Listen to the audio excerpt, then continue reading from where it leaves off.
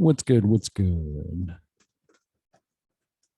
I do not want to be yet another commentator that is dissecting critical race theory and all of that other stuff. That is not what I feel qualified enough to do.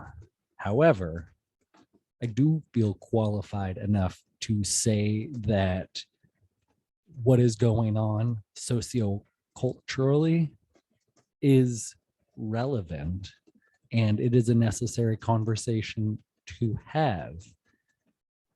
Critical race theory is a highly academic field that should be studied. Yes, we should not be stopping the studying of these ideas.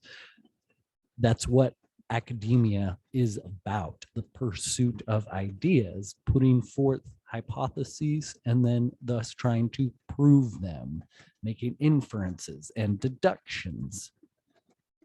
Where the media and the nefarious leftists are manipulating your perception of critical race theory is in how the theories are being applied as if they are fact and then being taught to your children. And that's where the disconnect is, and that's where the manipulation is.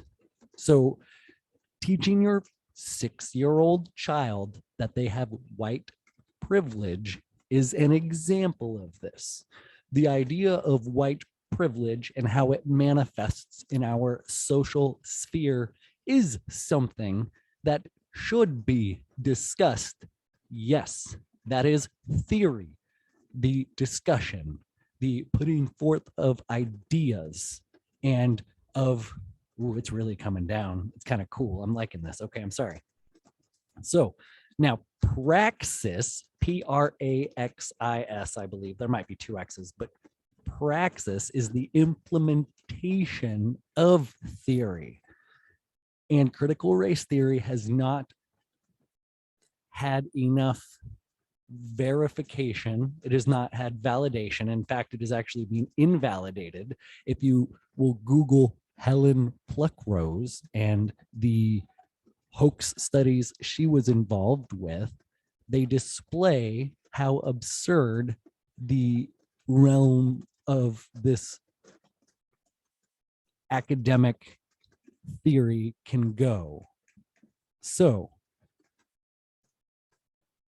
we should be having the conversation around these complex questions and concepts, but we should not be teaching our children, we should not be indoctrinating our children with this nonsense. And this is what has made the moms mad. This and the masks and the forcing of the jabs, you've messed with the children, which has activated a base of voters and a base of activists that really don't want to get involved. But when you do mess with their children, mama bear instincts come out and they get nasty, but for a good cause. So the moms are mad, but they are not the only ones.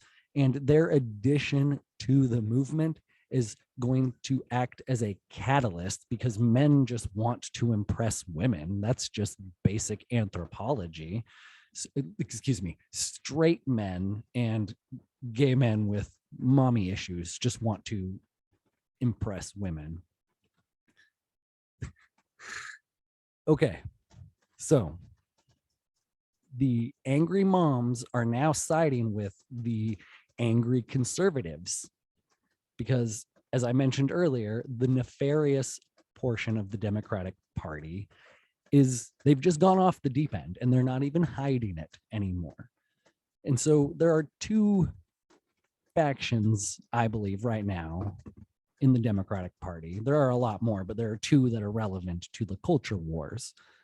The first is the nefarious element, and the second is the naive element.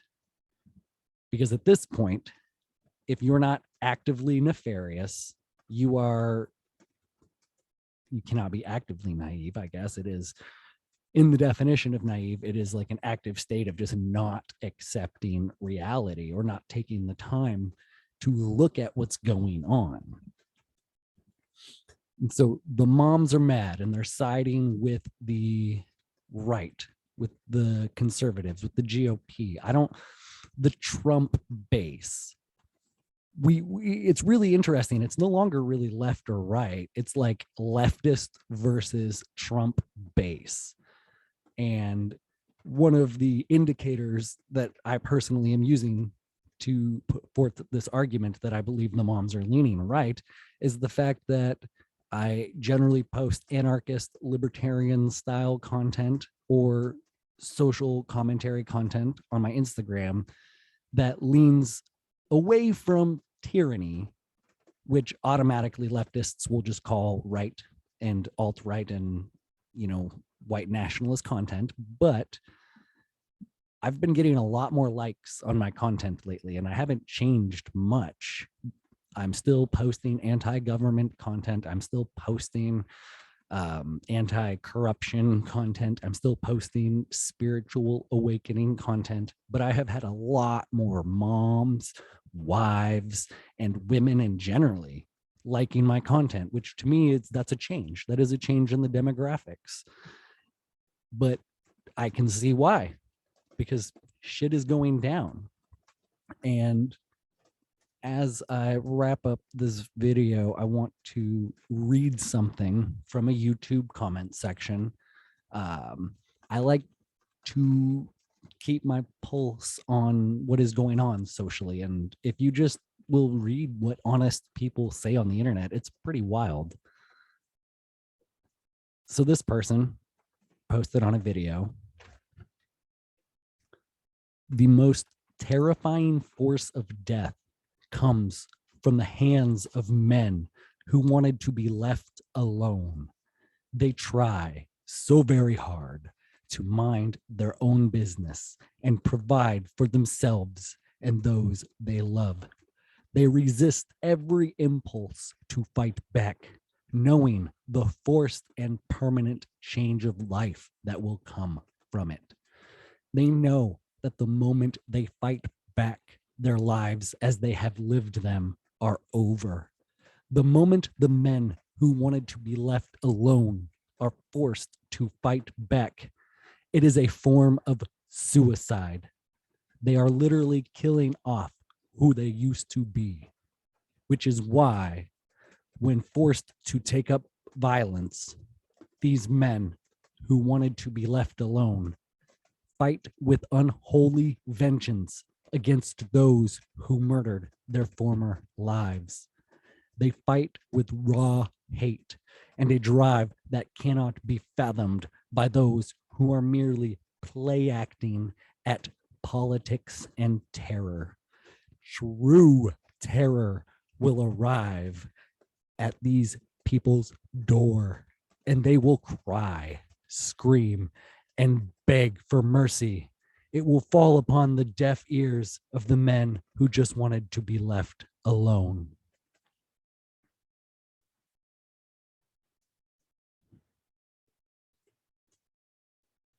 There is a war on the horizon, and I hope it's not violent. And that's the world I'm trying to contribute to. So the moms are mad.